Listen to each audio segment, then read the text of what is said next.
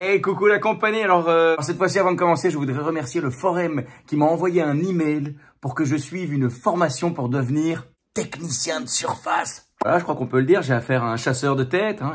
Il a cerné le personnage.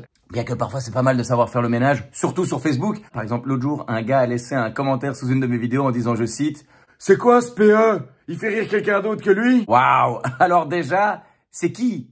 Ah, bah non, mais c'est pas c'est quoi? C'est qui? Enfin, tu sais, ok, on est en 2022 et plein de gens se posent des questions sur leur identité de genre, mais jusqu'à preuve du contraire, je suis pas un meuble. Et ensuite, est-ce qu'il fait rire quelqu'un d'autre que lui? Je n'ai jamais compris l'intérêt de ce genre de commentaires. Du coup, vous me direz, mais pourquoi t'en parles? Pourquoi tu lui donnes de l'importance? Parce que je lui ai répondu. Et à mon avis, il s'y attendait pas. Il a dû se dire, ah merde, effectivement, c'est pas un meuble. Et comme le gars, d'après sa bio, est un haut fonctionnaire dans une commune du Hainaut, autrement dit, il a les deux mains bien occupées, hein, une sur son clavier, l'autre sur sa tub, avec tout son courage, suite à mes réponses, il a effacé tous ses commentaires. Voilà, tout ça pour dire merci le forum, mais cette fois, pas besoin de formation. La tâche est partie toute seule. Sinon, rien à voir, mais dans la catégorie, faire des chroniques en 2022, c'est pas trop dur. Car niveau comédie, les politiciens ou certains médias nous mâchent bien le travail. Aujourd'hui, au menu, Mathieu Michel, RTL, Paul Magnette et Georges-Louis Boucher. Oui, on dirait un peu le casting d'un film d'horreur. Tant tu me diras, les clowns, ça fait peur, même si parfois, ça fait rire. Pour commencer, Mathieu Michel évoque l'idée d'une rémunération des politiciens basée sur leurs résultats obtenus.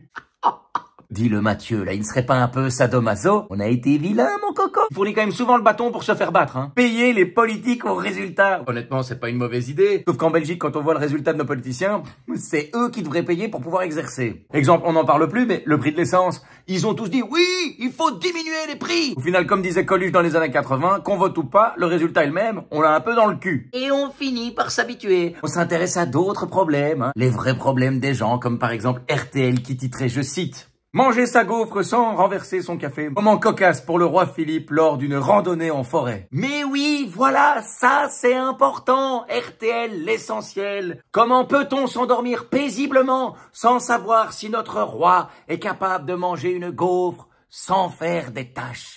J'imagine que le journaliste qui a écrit cet article utilise ses mains de la même manière que le haut fonctionnaire dans le Hainaut. À côté de ça, nous avons Paul Magnette, le président du Parti Socialiste, qui a publié une vidéo sur TikTok pour nous apprendre comment bien cuire nos pâtes. Oui, voilà, vous avez bien entendu. Quand je vous dis qu'il nous mâche bien le travail, la vidéo commence par « Pendant des années, j'ai fait des recherches auprès des cuistots italiens pour savoir le secret de la bonne cuisson des pâtes. Mec, il n'y a pas de secret, c'est indiqué sur le paquet. 10 à 11 minutes al dente. » En tout cas, au PS, ça fait longtemps qu'on a dépassé le temps de cuisson, hein. Il n'y a que des pâtes molles là-dedans. Et pour conclure, nous avons Georges-Louis Boucher, qui manifestement a déjà lancé sa campagne électorale pour les élections de 2024. Enfin, le gars est ministre de rien, mais on le voit partout. La semaine passée, il était au Maroc et il a publié sur Facebook, je cite, « Mission au Maroc afin de traiter des questions d'emploi, d'environnement et d'énergie entre nos deux pays amis. » J'ai raté un épisode ou il est devenu ministre des Affaires étrangères ou ambassadeur sans qu'on nous le dise? Non mais je pose la question. Enfin, parce que j'ai fait quelques recherches sur Google et il y a un seul site officiel qui parle de la mission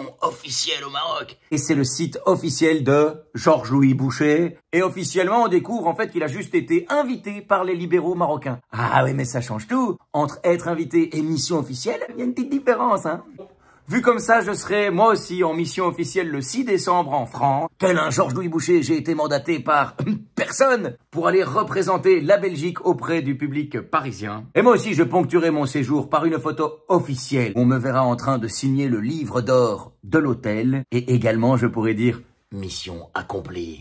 En même temps, on a que l'officiel qu'on se donne. Bon, sur ce, je vais me faire une petite balade en forêt, boire un café, essayer de ne pas le renverser. Et pour ce qui est de la gaufre, mais plutôt fumer un joint. Plaisante, en fumer deux. Alors, est pas belle la vie?